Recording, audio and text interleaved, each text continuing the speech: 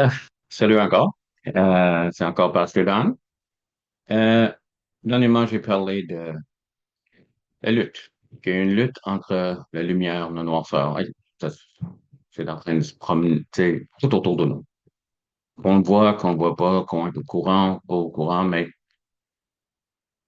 il y a cette lutte qui est en train de lutter pour toi, pour moi. Parce que qu'est-ce qu'il veut le plus? C'est enlever, détruire. Et le noirceur a un personnage, un leader. Et la vie et la lumière, c'est Jésus. Donc, lui aussi. Mais il est plus fort. Il est créateur.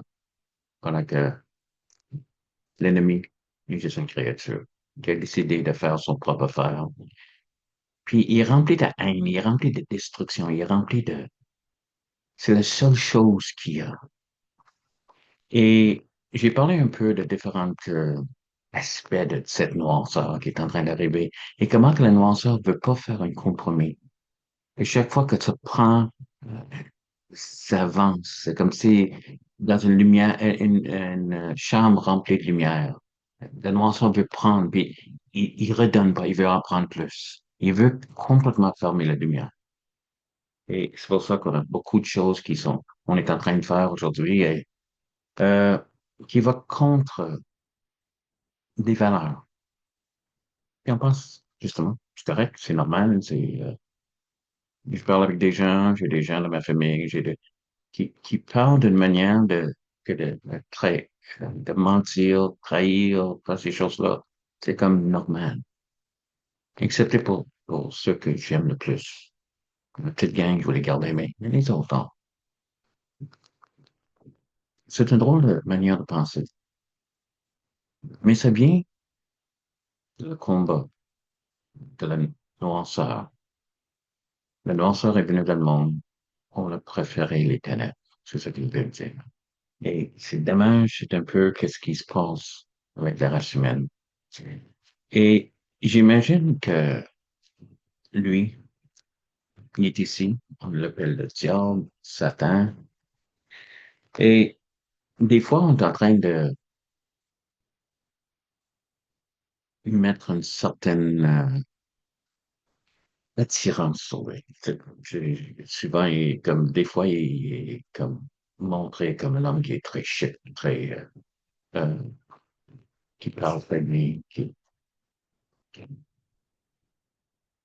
mais la description de Jésus, est un voleur.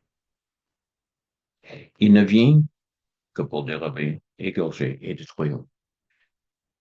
Il n'y a pas d'autre chose. Il vient que. C'est tout ce qu'il veut. Donc, toutes ces manigances, essayer de convaincre les gens, tout ce qu'il est en train de faire, tout ce qu'il veut faire, c'est voler, égorger, détruire. Et le mot égorger ici, c'est tellement d'une certaine, juste une rage, tu sais, destructif qui veut juste tout enlever. Il regarde, c'est comme s'il regarde la création de Dieu. Et la plus haute de la création de Dieu, c'est l'homme dans lequel que Dieu veut habiter et peut habiter. C'est la seule créature sur terre en qui le Saint-Esprit peut habiter. Dieu, le Saint-Esprit. Et lui, il ça. Donc, il a décidé, ça fait longtemps, sachant que lui est perdu, il a décidé qu'est-ce qu'il veut le plus pour nous. C'est voler, égorger, détruire.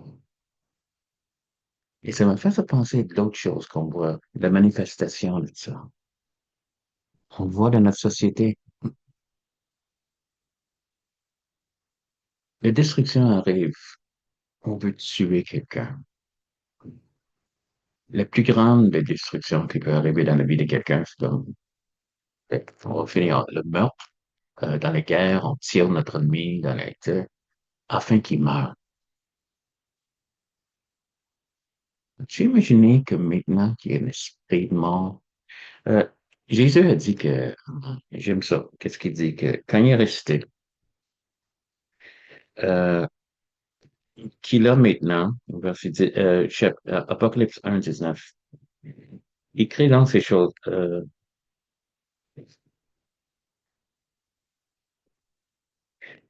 18, excuse-moi. J'étais mort, et voici je suis vivant. Ça, c'est pas sa résurrection. Au siècle des siècles. Je tiens les clés de la mort et du séjour de la mort. Et la Bible dit qu'il a vaincu la mort. Mais qu'est-ce qu'on voit de notre société? C'est que la mort est devenue une solution. T'es enceinte? On va tuer un bébé. C'est la mort. T'es vieux? On va te tuer. On va te laisser mourir. T'es malade? L'euthanasie. Ouais. Un enfant, peut-être, on joue avec ça. On joue avec ses... Si un enfant est handicapé et tout ça, peut-être, c'est mieux qu'on le tue. La mort est devenue une solution au lieu d'être répugnant. Mais ça va régler tous tes problèmes. Avorte un enfant, avorte ton bébé, ou tue celui qui est malade, celui qui contribue plus, au moins à la société, parce que on a d'autres choses plus, qui ont plus de valeur. C'est incroyable à quel point que le noirceur rentre et que cet esprit de mort a rentré dans notre société. La société, euh, juste l'Ouest. Je sais que parmi le monde musulman, je sais que les autres, c'est de mourir comme martyr, une grande affaire. Mais le monde devient tellement attirant. Et on a eu une fléau de, et je ne sais pas si ça existe encore, mais je pense que oui, que les jeunes, je pense que pendant beaucoup de temps, ceux qui ont commis le plus de suicides, il y avait une vaste nombre, c'était bien trop. Et ils étaient entre l'âge de 19 à 24 ans. Très jeunes, très, juste leur vie de liberté. Et quelque part, ils sentaient que la solution, c'est la mort. Il y a une lutte. Il y a une lutte entre la noirceur et la lumière. Puis quelque part, on me dit, ben, arrête d'en lutter. Meurs, ça va être fini. Et c'est pas fini. D'être un être éternel, ben, pour le restant de ta vie. T'as pas débuté éternellement. Mais quand tu es né pour l'éternité, ton corps va arrêter, mais toi, tu vas exister après. Ça, c'est clair. Et c'est pour ça qu'il fallait que Jésus prenne les clés de la mort de l'enfant. Parce que ça, c'est deux choses sur lesquelles il règne aujourd'hui.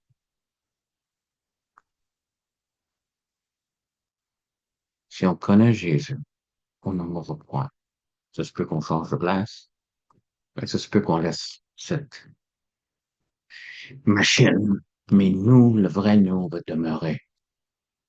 Et si on décide de pas recevoir Jésus, il est le chemin, la vie, la vérité. Si on reçoit pas, on peut être perdu pour l'éternité. Est-ce que quelqu'un qui s'est suicidé il est perdu? Pas nécessairement. Moi, je crois, et Dieu m'a déjà parlé que, clairement, qu'aux dernières minutes, ils ont tourné vers le Seigneur. Et je peux jamais juger qui est séparé de Dieu et qui est avec Dieu. Mais c'est certain que c'est ça que l'ennemi veut. Il veut que tu meurs sans Dieu, sans Jésus. Il veut que le monde ait l'air d'une solution. Tu es enceinte, tu as des problèmes, tu as du stress. On va régler ça. On va tuer quelqu'un. Peut-être que c'est trop une fardeau sur la société, là, ce vieux-là, ou ce malade-là. On va s'en occuper. Même, ils ont affaire à des personnes déprimées, des personnes qui avaient il y avait une femme qui témoignait que ils l'ont suivi, il était en chaise roulante, puis elle cherchait de l'aide euh, juste dans sa vie avec de l'argent, puis différents. Puis on suggérait, ben, là, tu te feras passer l'euthanasie. La mort comme solution, c'est un mensonge. Mais ça vient directement de celui qui est en charge de lanceur. C'est guerre pour ton âme, pour ton esprit. Et Dieu voulait gagner. Donc, son seul but, de valeur, c'est dérober, égorger, détruire. Mais moi, Jésus dit, je suis venu afin que les brebis aient la vie. Ça, c'est nous, les brebis.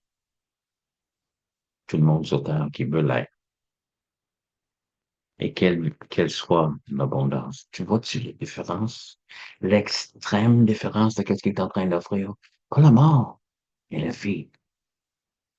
Et que cette vie soit dans l'abondance pleinement.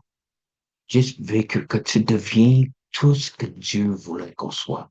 Dès la création du monde, Dieu voulait que l'homme devienne très proche, mais aussi qu'il trouve sa place dans la création, qu'il a tellement euh, de régner, d'agir, de faire toutes sortes de choses qui étaient tellement positives et bien. Et l'homme a décidé de faire son propre chemin et quand même Dieu appelait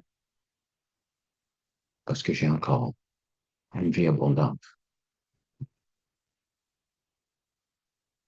Je ne sais pas si tu es en train de m'écouter ce soir et découragé.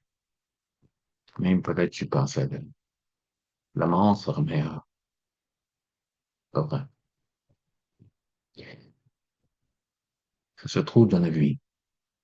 Jésus a dit, Jean 14:6, je suis la vie, la vérité, le chemin, la vie, la vérité. Tu viendras au Père par moi. Il est le seul chemin. La croix de Calvaire, c'est la porte qui rouvre.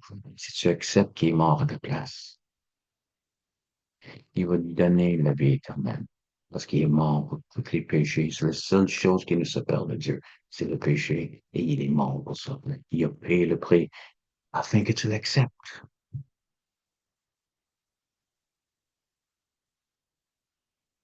Il veut tellement te montrer. Et mes frères et sœurs, tu as accepté le Seigneur. Je sais que si tu marches avec Jésus, il y a quand même des luttes avec la noirceur et la lumière. Mais il te promet toi, il me promet la vie abondante. Il veut ça. Les ténèbres ont rien à faire avec lui. La mort, c'est pas lui. La seule chose qu'on a, c'est que quand on enterré, quand on meurt, on est avec Jésus. C'est ça que Paul dit. Même il dit, moi, je t'ai tiré des deux côtés. Je veux rester, mais je veux partir pour être avec Jésus. Il n'a pas dit, je veux juste mourir. Il dit la vie. Non? Il y a un goût là-dedans parce que j'ai connu Jésus. Et c'est ça qu'il fait pour toi. Il voulait rester, mais si je tirais de côté parce que je sais qu'il y a quelque chose de meilleur qui m'attend. Et c'est ça les promesses que Dieu a. Si tu veux le recevoir, il va te le donner. Si tu es un croyant, c'est ça qu'il veut pour toi.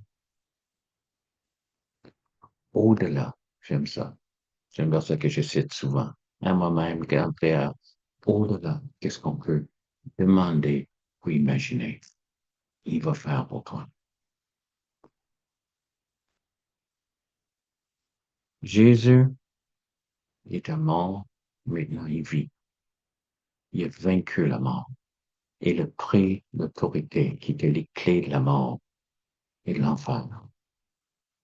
Et il a l'autorité pour toi d'agir et enlever l'esprit de mort, si ça peut être autour de toi, et laisser l'esprit de la vie abondante agir en toi. À la prochaine.